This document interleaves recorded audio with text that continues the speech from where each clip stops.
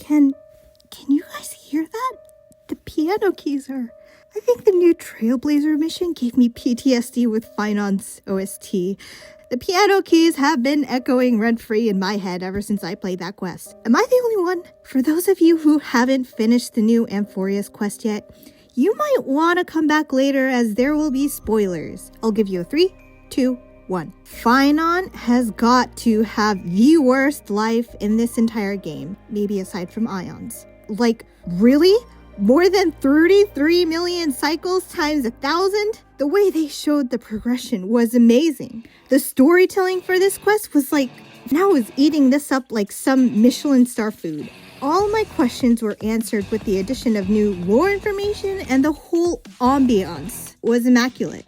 By far, my favorite quest in Star Rail, hands down, maybe even on top of Genshin and ZZZ.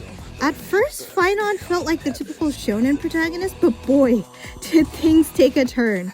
The thing that really got me was the plan Cyrene and Finon, aka now Kasana, planned before the Endless Cycle started. That was probably the one thing I did not expect whatsoever, and it was tragic how Kasana evolved throughout the cycles.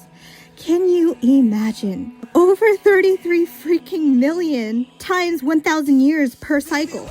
It's an amount that we can't even comprehend. Now, I play in JP dub, so I don't know how the EN played it, probably stellar work as well, but the gradual voice change from a hopeful and ambitious young man to an absolutely shattered and more than broken human was, man, I don't know how to explain it. It was heartbreaking, tragic, and sorrowful, which I believe matches the whole Amphorius theme.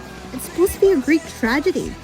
And the fact that Kasana seemed to be based off of the Greek myth of both Atlas and Icarus was cool as heck. But you know what? While rewatching the animated short on the official YouTube channel, somebody asked a really, really good question about Nanook.